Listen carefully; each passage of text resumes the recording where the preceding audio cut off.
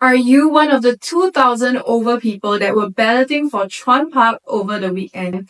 Now, in this month alone, we're seeing an unprecedented number of new launches in a single month. Now, if you're taking part, it can be exciting, choosing your unit on booking day, but it can also be overwhelming. Now, imagine you're at the busy SHOWFLAT in the queue waiting for your turn on booking day. Now, come your turn, you don't have a lot of choices. How are you then going to shortlist the units and choose the final one? Now, in this video, I'll show you exactly what you need to do step by step so that you choose the right unit for you and have no regrets later on. Now, before we go into what you need to do, it is first important to understand why it is so easy to make a mistake on booking day. Now, in addition to the pressure of not having a lot of time to choose, there isn't much oversight on the prices. So some developers may release the full list on booking day and others will give you the few units that you request for price. Now, for most buyers that I've seen out there, before booking day, they shortlist a list of units they really like and they go in hoping that by their turn, if the units are still there within their budget, they will go for it. Now, the problem with focusing on just those few units is it doesn't really give you a full picture of whether the price is safe and fair in comparison to the rest of the development. And this is important because it's going to affect your exit later on. So let me show you an example. Take for example, you were looking to get a Pasir Ris 8 unit back at launch. Now you're buying for investment and you've already decided you want a 2-bed, 1-bath in a certain stack that you see a lot of potential in. Now come your turn, a lot of the units are already gone for that stack, and for the few that are left, they are 100,000 more than their neighbours. Would you then still go for a unit? Well, somebody did. If we have a look at the numbers, on the same day booking day, the 4th floor bought for 116,000 more than their 11th floor neighbor that was on the higher floor. Now, in hindsight, it is easy for us to look at this and say, I wouldn't have done that. But in the moment under pressure, it can be a very different story and easy to make such decisions. So how do we then make sure that we have a full understanding of the price and choose a safe unit? To show you this, we'll be looking at a launch that came out this year, Lentor Mansion. Now for the case of this demonstration, we'll be looking at 3 bedrooms at Lentor Mansion. Step 1, we first want to compare what is the premium between the different layouts so we can decide if it is worth it to go for a larger unit. So in the case of Lentor Mansion, focusing on the 3 bedrooms, there are 3 different types. Now you have the standard, the 3-bedroom flexi, as well as the flexi plus house shelter. So for fair comparison, we'll be looking at the 3 different layouts, but with the same facing and same floor. So I've pulled out level 7 as an example. Now for the 3-bedroom, we're looking at stack 5 over here. The flexi, we're looking at stack 8. And then for the house shelter plus flexi, stack 12 over here. So the question is, between the larger and smaller unit, how much are you paying for the extra space and is it worth it? So if we look at the difference in price, let's first compare the 3-bedroom to the 3-bedroom flexi. Now for the 3-bedroom, it is 1.836 million, whereas for the flexi, it is 2,017,000. Now there's 86 square foot of difference between the two layout, and for that 86 square foot, you are paying 181,000 more.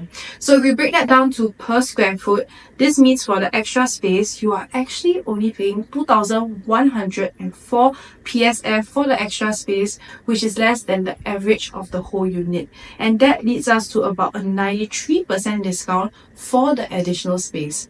Now let's compare the flexi with the one that has a house shelter. Now in this case, there is also an 86 square foot of difference, but the price difference is 166,000. So when we break it down, that means for the extra space per square foot, it's actually at an 87% discount. So in the case of 3 bedrooms for Lentor Mansion, if you have the budget to do so at launch day, it would have been a value deal to go bigger if you can. Which brings us to step 2. So let's say based on our earlier calculation and our budget, we decide to go for a 3-bedroom flexi. Now, how do we decide if it is worth it going for a better view in this development? So in the case of the 3-bedroom flexis, you have 4 different facings, and we want to take the same floor unit across these facings to compare. So for the 2 facings that are outward, you have one towards the road, which is stack 8 over here, and then you have one that is towards another development. Now the 2 inward facing ones are towards the pool as well as inwards towards the condo greenery. So let's first compare the 2 outward facing ones. So in the case of the one facing the road, which is over here, it is 2,017,000, and the one facing the other condo is 1,099,700. So I would say between the two, the one facing towards the other condo is a better value deal. Now, how does it compare to the 2 inward facing ones with a better view? So if we look at stack 15 first, which is over here, now towards the condo facilities, this is at 2,048,000 versus 1,997, which brings the premium you are paying for that better view to 2.5%. Now the one facing the pool, which is stack 38 over here, you are paying actually just 1.4% for the better view. Now, comparing this to many condos out there where for a better view you can be paying even 3 to 5%, it is quite normal in the market. So 1.4% is actually very minimal, and in the case of this 3-bedroom flexi, I would say it is worth it going for the pool view. So now that we have chosen our layout as well as our facing, how do we then decide if it is worth it going for a higher floor? To understand this, we need to know the premium we are paying per floor jump. So earlier we narrowed down to stack 38, which has the pool view facing as well as the 3-bedroom flexi layout. So first we want to compare it to a lower floor. Now between level 7 as well as level 6, for that one floor jump, it is 28,000, which brings the premium to 1.4%. Now we want to compare it to a middle floor as well as a high floor. So for the middle floor, we're looking at level 10. Now for these 3 floors of jump, each floor is 18,000, which brings the premium to just 0.3%. Now how about compared to a higher floor, level 16? Now between level 10 to level 16, it is 115,000, which means that per floor jump, you are paying 0.9%. So across these 3 floor ranges, we can see it is most worth it to go for the middle floor. Now, because the premium is so minimal, if you want to sell higher than your lower floor neighbours next time, it will be easier. So in the case of Lentor Mansion 3-bedroom, I would shortlist to the 3-bedroom flexi with this layout and pool facing as well as the level 10 unit. Which brings us to our final step where we compare between the different unit types. Now this is important because say you're looking for a 3-bedroom, for example, if the price is too close to the 4-bedroom, you may have a less favorable position when it comes to the resale market in the future, where the buyer just needs to top up a bit to be able to get a 4-bedroom. So we want to make sure that there is a healthy buffer of price between the different unit types. So in the case that we have shortlisted, which is the 3-bedroom in stack 38, now in the same block with the same facing, there is also a 2-bedroom and a 4-bedroom. So you want to compare what is the price difference for the same floor. Now for the 2-bedroom, it is 657 square feet at 1.496 million. Now for the 4-bedroom over here, it is 1,227 square feet for 2.759 million.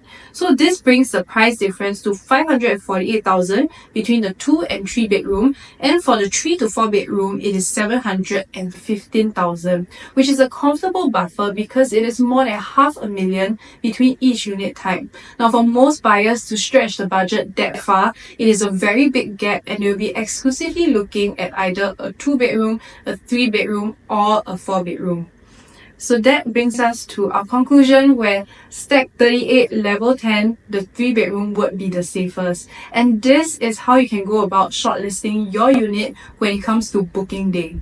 And there you have it. By knowing which sample units to pick out and compare, you can map out the price of the development so you can determine if your chosen unit is safe to enter and easy to exit in the future. It's really about going into booking day knowing what to look out for so you can make an informed decision in that short amount of time. Now beforehand, it's also important to determine if you're going for this to invest or for your future home, and to determine if a development is better for for either. It requires some homework beforehand, and if you're wondering what kind of homework to do, I've done an example on Emerald of Katong, which I've linked the video below. Now, if you're confused about any unit type or specific development still, you are welcome to reach out to me at the listed contacts, and I'll catch y'all next time. Good luck to everyone going for booking day.